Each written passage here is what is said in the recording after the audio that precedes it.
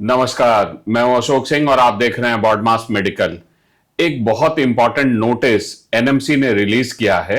यह नोटिस है कि एनआईओएस वाले स्टूडेंट या किसी स्टेट ओपन बोर्ड से जिन्होंने क्लास 12th किया है, क्या वो नीट एग्जाम लिख सकते हैं या नहीं। एक दूसरा सवाल भी आता है कि मान लीजिए किसी स्टूडेंट ने फिजिक्स, केमिस्ट्री, मैथ्स, इंग्लिश पढ़ाई किया है और बायोलॉजी एक एडिशनल सब्जेक्ट के रूप में एनआईओएस से किया है, तो क्या वो नीट का फॉर्म भर सकता है या नहीं।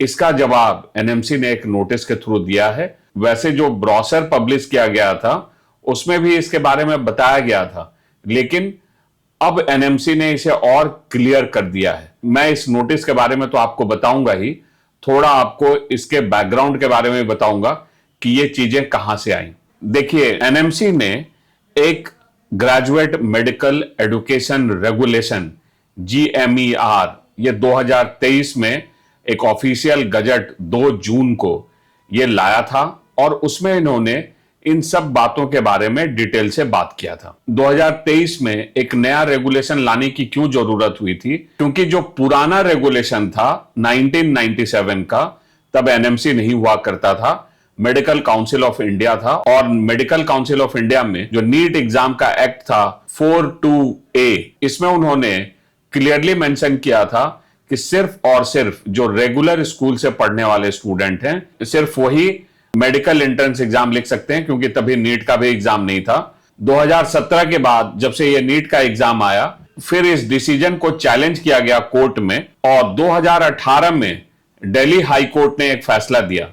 2017 में जब नीट का एग्जाम स्टार्ट हुआ तो ओपन स्कूल के स्टूडेंट को इससे बाहर कर दिया गया और फिर 2018 में फिर इस पे दिल्ली हाई कोर्ट के एक बेंच, जिसमें जस्टिस संजीव खन्ना और जस्टिस चंद्रशेखर ने एक फैसला दिया, ये आर्टिकल 14 का वायलेशन है और जो गरीब स्टूडेंट हैं जो रेगुलर स्कूल में नहीं पढ़ाई कर सकते हैं, उनके साथ इनजस्टिस है।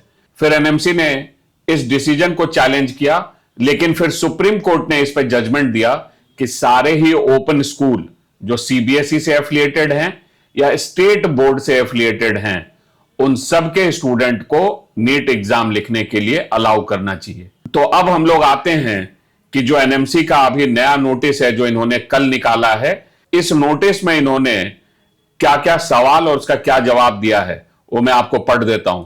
तो जैसे question number 1, is National Institute of Open Schooling NIOS board valid for National Eligibility cum Entrance Test. दूसरा सवाल है कि can I do MBBS after studying only biology as an additional subject from NIOS. तीसरा सवाल है, as per the revised policy of NMC can NIOS student also appear for NEET exam and can MBBS degree be obtained.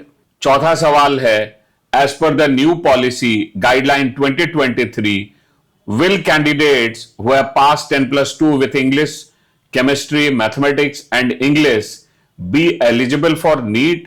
पांचवा सवाल है, can a student who did not take biology in 12th but have taken physics, chemistry, maths and additionally biology from NIOS board also appear for NEET undergraduate exam or not?